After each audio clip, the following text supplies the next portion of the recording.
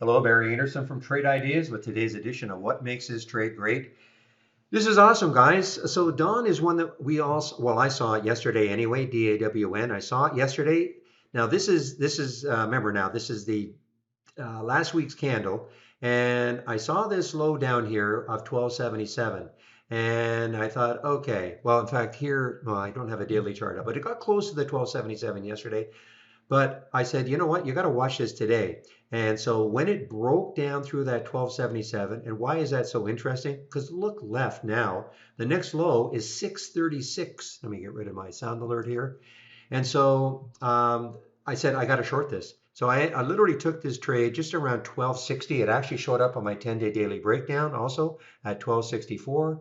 I've covered most of of it around the 1207 mark. I have a piece left just in case it takes out 12 and wants to continue down. And I will watch this one tomorrow too, just to see if it still has further weakness. So turned it to be just an awesome trade, one that I saw yesterday and continued today.